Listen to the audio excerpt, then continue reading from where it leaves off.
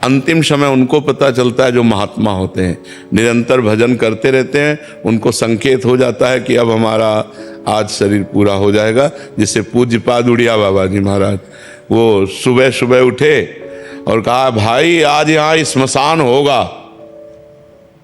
तो कोई समझ ही नहीं पा रहा था कि मतलब क्या, और बस जाकर के प्रवचन किया 2 श्लोकों का कि जिसका जन्म निश्चित है उसकी मृत्यु निश्चित है, आत्मा का ना जन्म है ना मृत्यु है।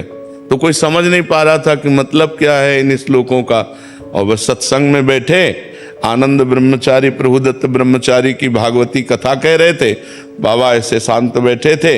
इतने में वहीं आश्रम में रहने वाला एक भगवान दास नाम था, वो आया और उसने कहा लाओ मैं मोरछल करता हूँ। तो मना कर दिया कि नहीं तुम्हें नहीं देंगे, क्योंकि मोरछल के लिए पर्सनल जन होते हैं। अब वो गया और गड़ासा जिससे चारा काटा जाता है वो गड़ासा छुपा के ऐसे लाया और बाबा के ऐसे 6 इंच गड़ासा घुस गए, ऐसे 4-5 गड़ासे जोर से मारे। खुली चांद बाबा की तो ऐसे फव्वारे जैसे उड़ते हैं, ऐसे खून के फव्वारे उड़े। बाबा ओम। बाबा को सुबह पता था कि आज ये घटना होने वाली है।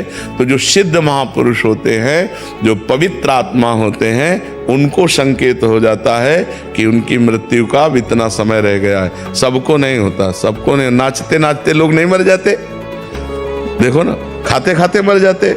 कवल भोजन मंगाया होटल में और ऐसे बैठे ऐसे किया मर गए। अगर उनको पता होता तो काहे को कहते।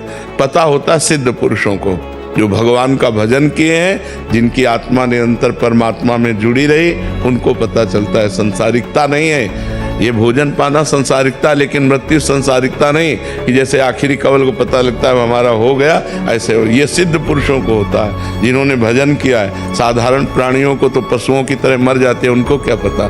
पशुओं की तरह जन्मे, पशुओं की तरह आचरण करते रहे और पशुओं की तरह मर गए। जो मनुष्य रूप में जन्मे और भजन करके भगवान के चिंतन में पूरा जीवन व्यतीत किया, ऐसे सिद्ध महापुरुषों को अंतिम निर्णय आ जाता है कि आपका 1 घंटे में 2 घंटे में शरीर पूरा होने वाला है।